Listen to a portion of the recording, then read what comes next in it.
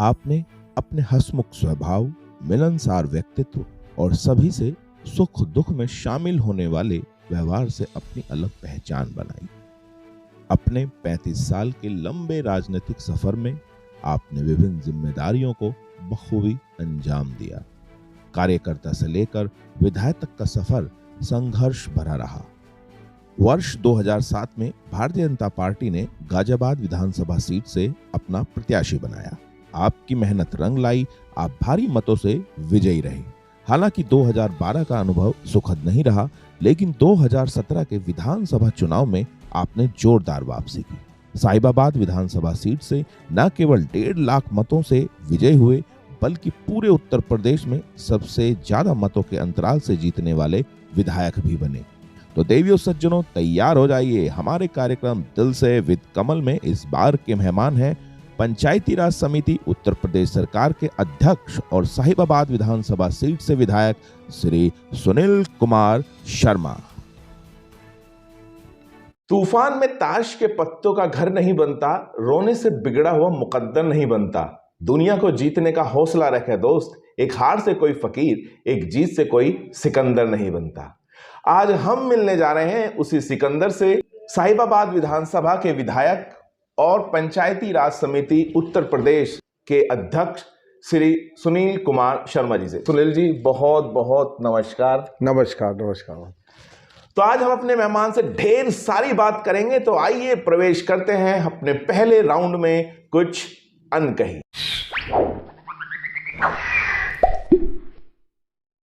सुनील जी, हमारा कार्यक्रम दिल से विद कमल, हम पूरी कोशिश करेंगे कि हम सारे सवाल आपसे ऐसे लें जो दिल से आए, और उम्मीद करते हैं कि आप दिल से ही जवाब देंगे उनका। मैं कोशिश करूंगा। सबसे पहला सवाल यही है कि कुछ अपने बारे में बताइए। आप मतलब अभी तो साहिबाबाद में हैं, लेकिन आपका जन्म कहाँ पे हुआ, परिवार में कौन कौन थे? मेरा गांव मोदी नगर से 10 किलोमीटर अगर हम पश्चिम दिशा में जाएंगे, अच्छा। तो वहाँ अब तो वह नगर पंचायत है, पहले गांव था, नाम है पतला। तो मेरा वही पैतृक गांव है और ग्रेजुएशन तक की शिक्षा मैंने वहीं से प्राप्त की। तो परिवार में कौन कौन थे सुनील जी? मतलब मेरा बहुत अच्छा और बड़ा परिवार था, गांव में बहुत बड़ा कुटुंब था।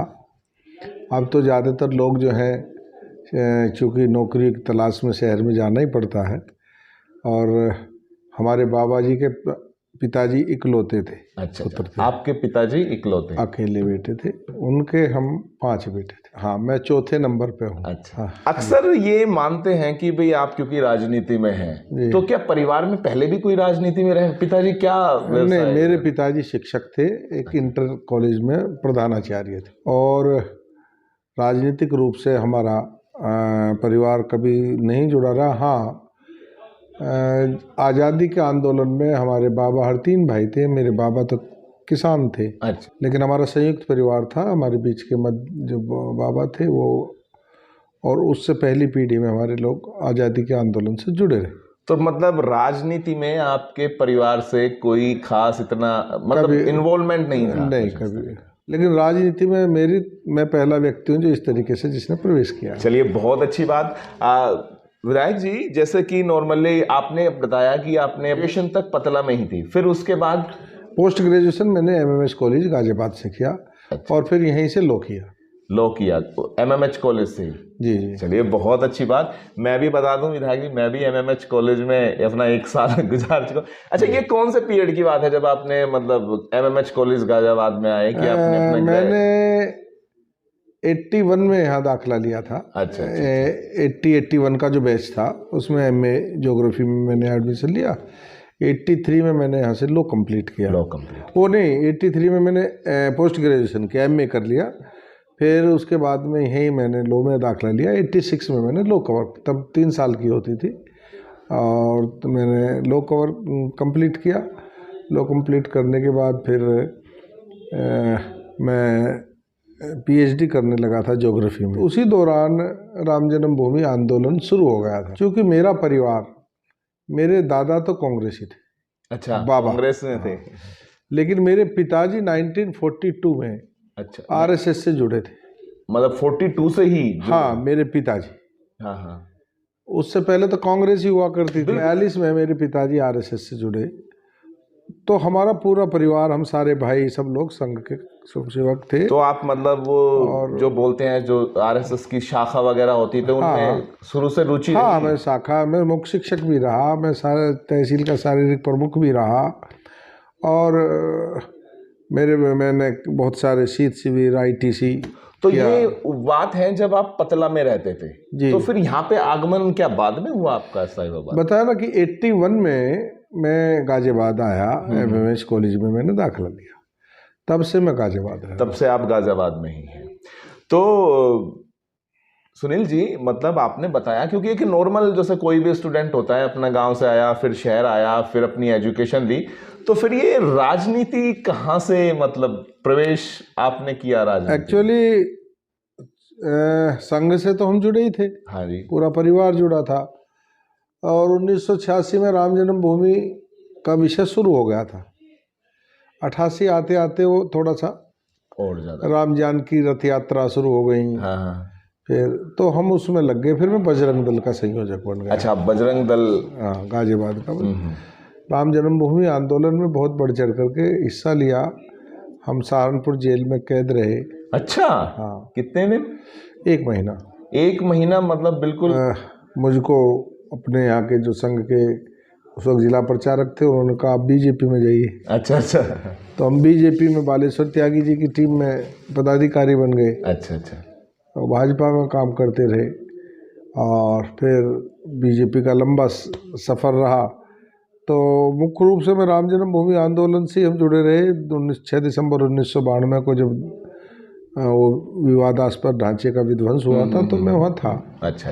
उससे 1 दिन पहले ही पहुँच गया था। तो राजनीति में तो मैं एक्सीडेंटल हूँ। एक्सीडेंटल है? हाँ। कैसे?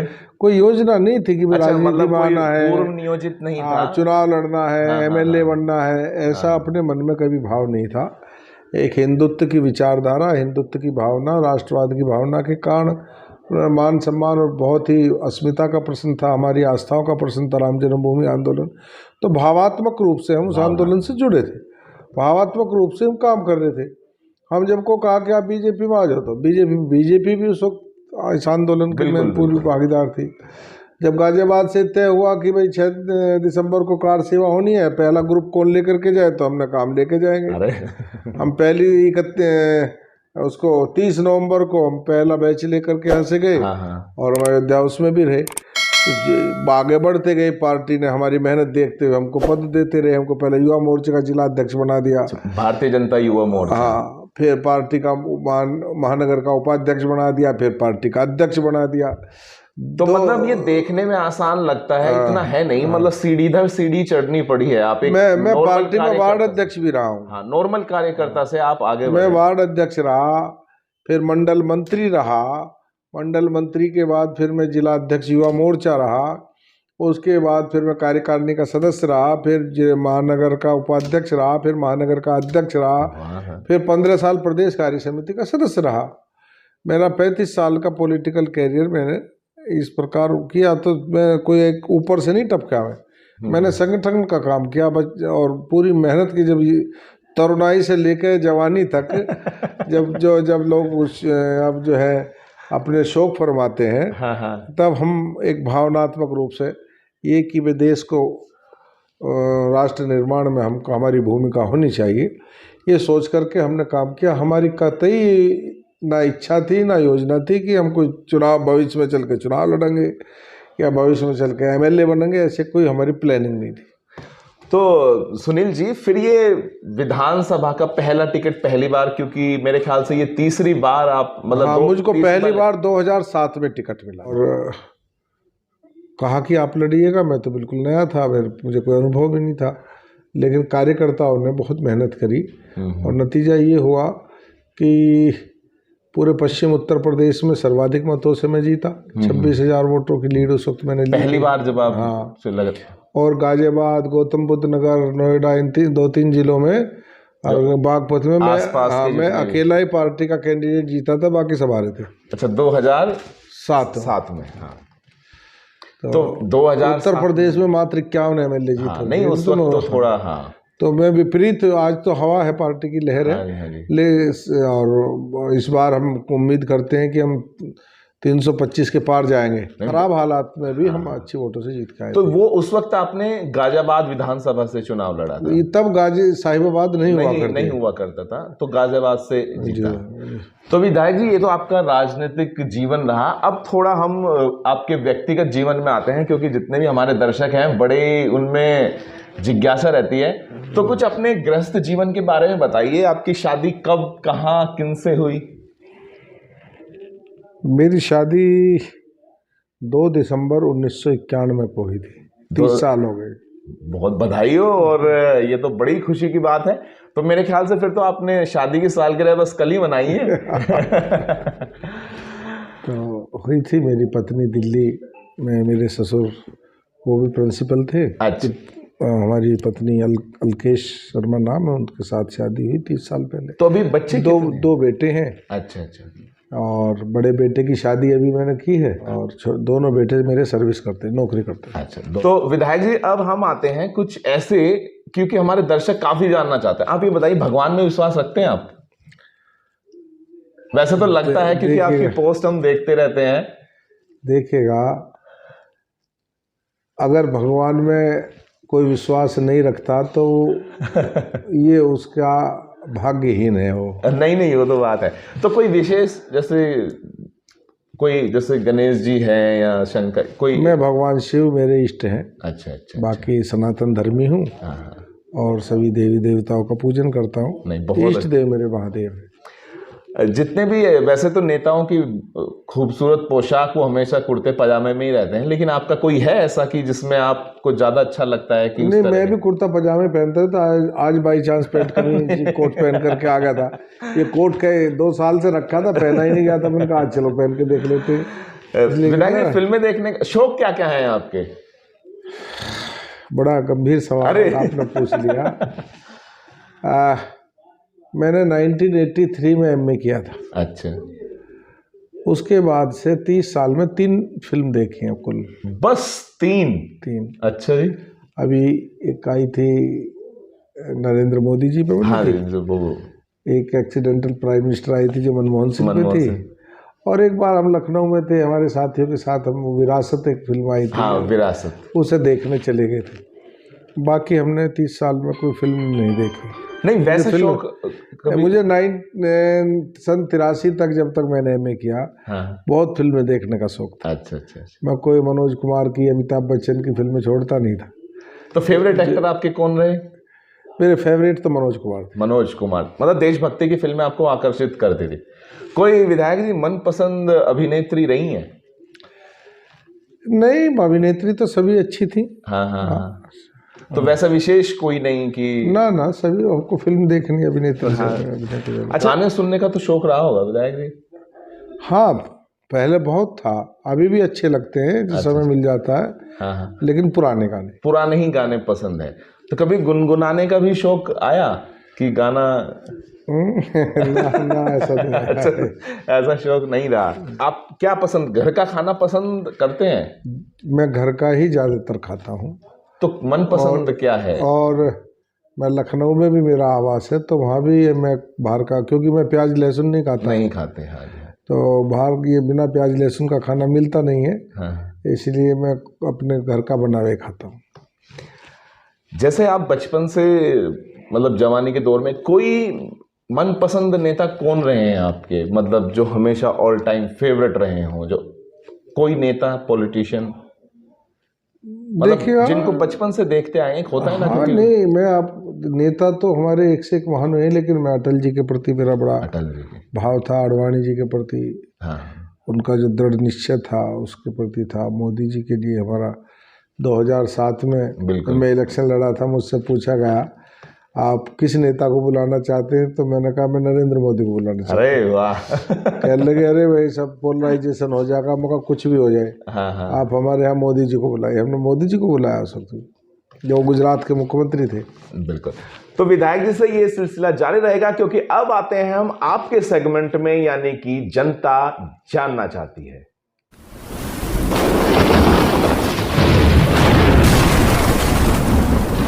विधायक जी, हमने अनेक सोशल मीडिया प्लेटफॉर्म पे या जानने वाले जितने उनसे पूछा कि हम विधायक जी से जा रहे हैं सवाल पूछने, तो उनके कुछ सवाल हैं तो मैं लेना चाहूंगा। पूछिए। सबसे पहला सवाल है, श्रीमती सुमन शर्मा जी अध्यापिका हैं और राजेंद्र नगर सेक्टर 2 में रहती हैं।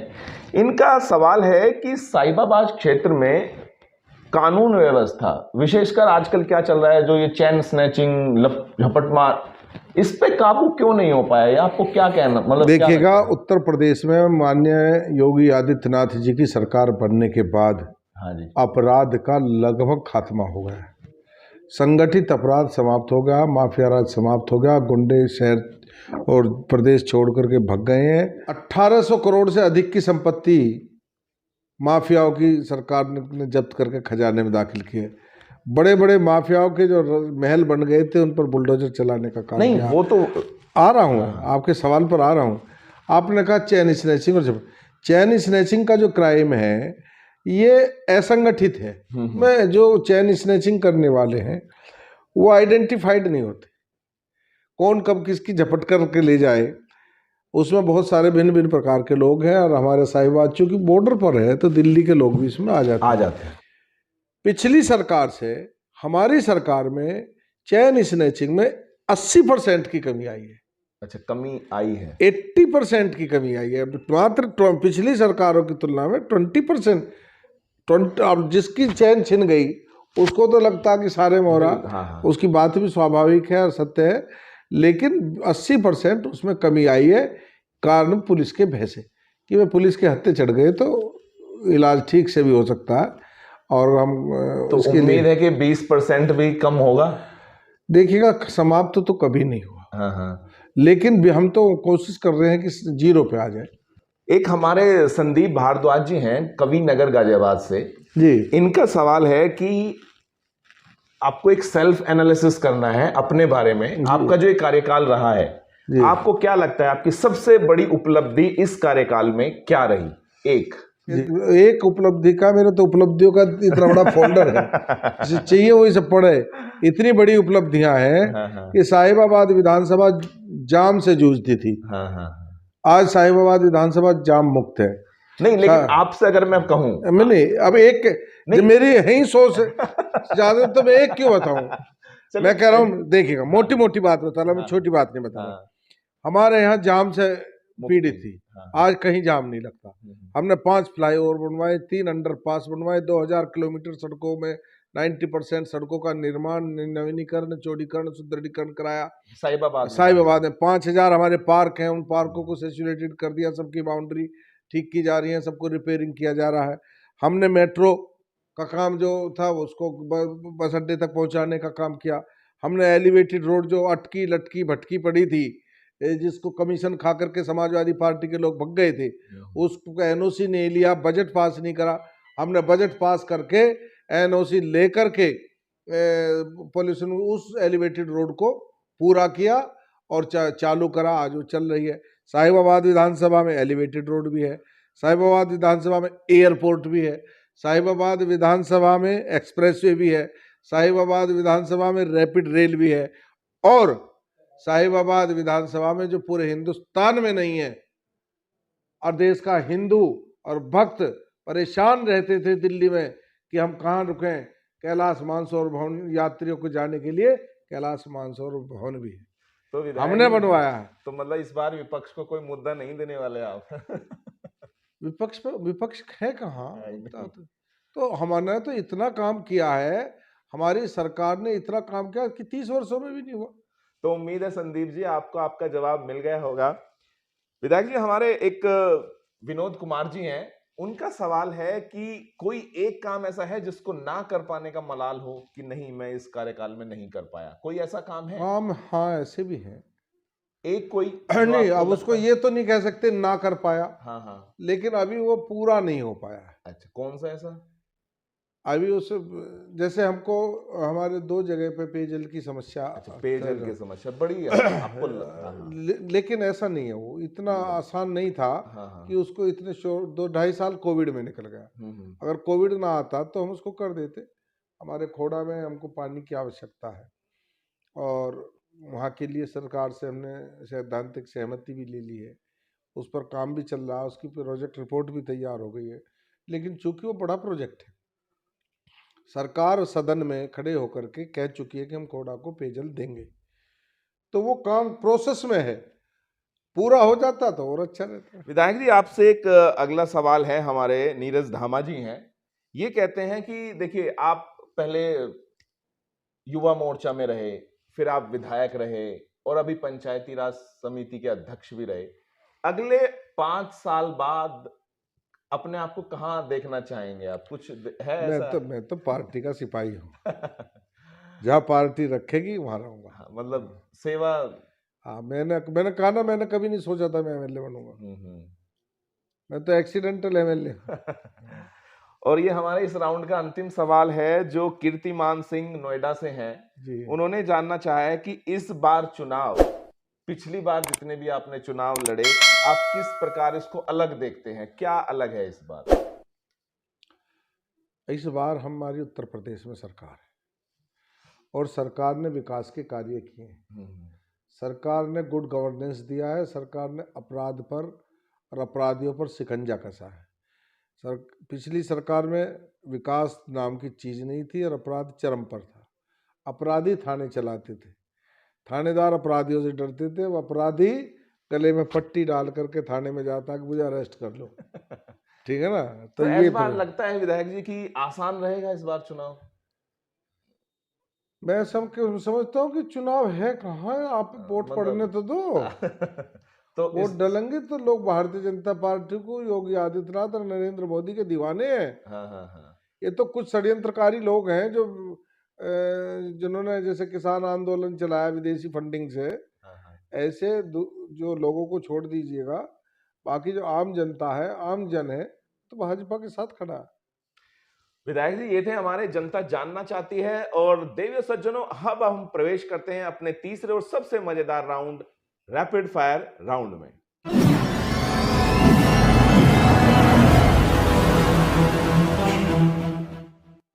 विधायक जी, अब आता है हमारा सबसे अंतिम राउंड, रैपिड फायर राउंड। इसमें मैं आपसे कुछ सवाल पूछूंगा, 10 सवाल पूछूंगा जी। ये आपसे जुड़े होंगे। इसमें हम आपकी याददाश्त चेक करेंगे और कई बार हम आपको असमंजस की स्थिति में डालेंगे। आपको करना क्या है कि अगर आप इसका जवाब दे सकते हैं, इस क्वेश्चन को टाल सकते हैं और मतलब ना चाहें, लेकिन अगर आप 6 सवालों के जवाब देते हैं तो हमारी तरफ से ये इनाम आपके लिए है। ठीक। तो उम्मीद करते हैं, पहले आपकी थोड़ी जानकारी चेक करते हैं विधायक जी।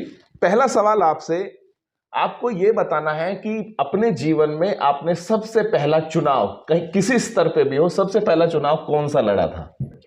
चुनाव तो मैंने 2007 का ही लड़ा है। उससे पहले कभी कोई चुनाव नहीं? ना, पहले तो नहीं। किसी स्तर की बात, किसी भी स्तर का, जो पहला मतलब जिसमें कैंडिडेट खड़े हुए हो, चाहे कॉलेज हो चाहे कहीं पे भी हो, पहला चुनाव। कॉलेज में हमने कोई चुनाव नहीं लड़ा।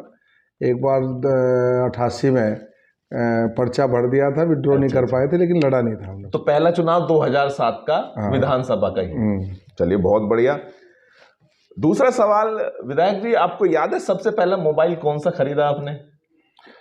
मैंने सबसे पहला मोबाइल था C25 था, वो शायद नोकिया का C25। बहुत अच्छे जी।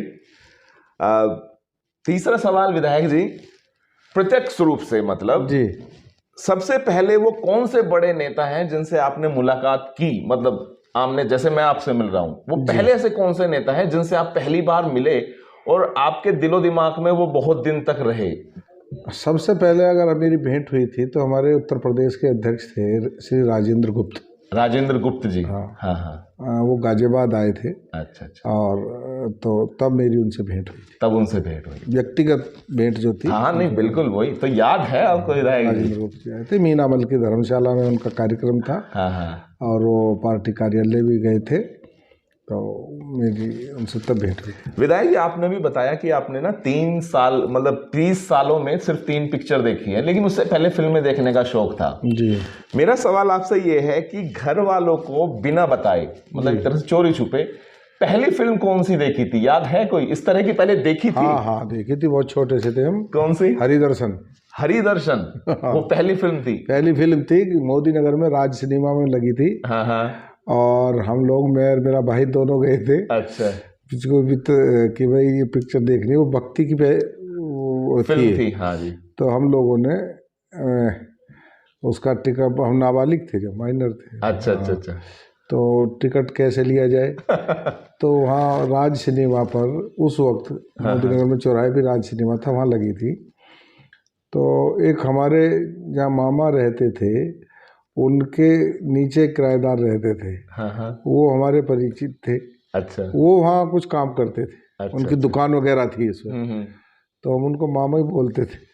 मामा जरा हमको टिकट दिलवा दो, मेरी तरफ से देख लिए। तो वो हमने छुप के देखी थी। तो वो फिर बाद में घर वालों को पता चला? हाँ, बाद में चला गया। बाद में। विधायक जी, हमें 4 सवालों के जवाब दिए। 5वां सवाल है, आपको क्या याद है कि आपने अपनी पत्नी जी को पहला गिफ्ट कौन सा दिया था? कभी भी कोई गिफ्ट, पहला गिफ्ट कौन सा दिया था?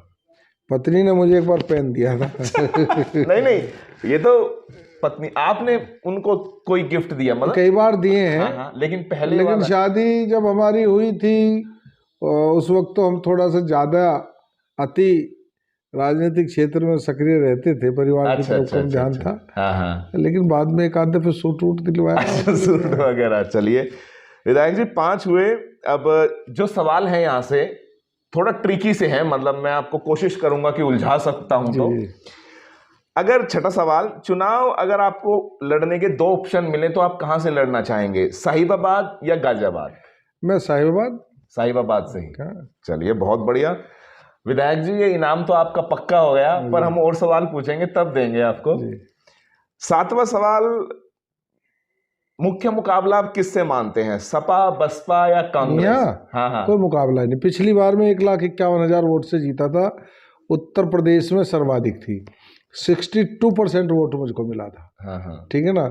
तो इस बार हम 1,51,000 से ज्यादा वोटों से जीते। मतलब कोई मुकाबला लगता ही नहीं है। आप अपने जीवन में किस राजनेता को मतलब अपना आदर्श मानते हैं? इतने सारे राजनेताओं से मिले हैं, मैं एक का नाम जानना चाहूंगा जिनको आप आदर्श मानते हो। LK अडवाणी, लालकृष्ण अडवाणी जी। चलिए बहुत अच्छे, बड़ी खूबसूरती के साथ आपने जवाब दिया। मैंने इसलिए दिया कि आदर्श नरेंद्र मोदी आज देश के नहीं दुनिया के बिल्कुल सबसे सर्वोच्च नेता हैं। और आज के नेताओं में आप कहेंगे, आज के नेताओं में अगर आप कहेंगे तो मैं नरेंद्र मोदी ही बिल्कुल। ठीक है ना। हाँ। दूसरा नंबर का होगे तो मैं अमित शाह कहूंगा, तीसरा नंबर का होगे तो मैं योगी आदित्यनाथ कहूंगा। लेकिन जब मैं राजनीतिक क्षेत्र में प्रवेश किया था, मैंने कहा कि मेरा प्रवेश कब हुआ? राम जन्मभूमि आंदोलन में। और राम जन्मभूमि आंदोलन के नायक कौन थे? अशोक सिंघल और लालकृष्ण अडवाणी जी। नहीं ठीक है ना। इसलिए मैंने उस बात को कहा। हाँ। चलिए विधायक जी, मेरा आपसे अगला 9वां सवाल है, क्या विधायक सुनील कुमार शर्मा जी को किसी चीज से डर लगता है? हम तो किसान आदमी थे, खेत में रात को काम करते थे। हमारी जो सींच थी खेतों की वो रात्रि में होती थी। वो कहते हैं गांव की भाषा में कहते हैं ओसरा जो है हमारा, वो पानी नहर से हमारी सिंचाई थी। तो रात को नंबर आता था। और नहर की खेती थी, नहर के किनारे थी। बिल्कुल। तो वहाँ हर तरह का जीव, सांप और चंद जो जहरीले जानवर हैं वो भी सब वहाँ रहते थे।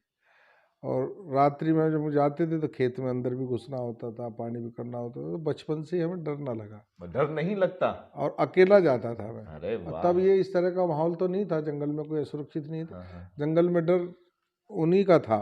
हमारे यहाँ भेड़िया आ जाता था कभी, बाकी अन्य जंगली जानवर नहीं थे। तो मतलब किसान की लाइफ ने डर निकाल दिया आपके दिमाग से? हाँ, वहाँ कभी डर नहीं लगा। चलिए बहुत खूबसूरती के साथ आपने जवाब दिया। विधायक जी, मेरा अंतिम सवाल आपका इस रैपिड फायर राउंड से, आपको क्या लगता है साहिबाबाद में ऐसा क्या नहीं है? आपने भी गिनाया कि बहुत सारे, आपको क्या लगता है ऐसा क्या नहीं है जो होना चाहिए आपकी विधानसभा में? जो होना चाहिए देखिएगा, अभी कई चीज़ों की आवश्यकता है।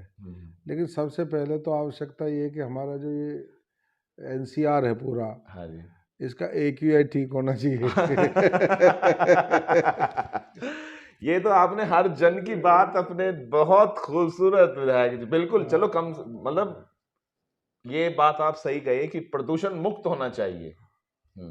चलिए बहुत बढ़िया विधायक जी, सबसे पहले तो आपको ढेर सारी शुभकामनाएं और हमारी तरफ से ये आपको गिफ्ट। उम्मीद है आपको हमारे इस इंटरव्यू की याद रहेगी।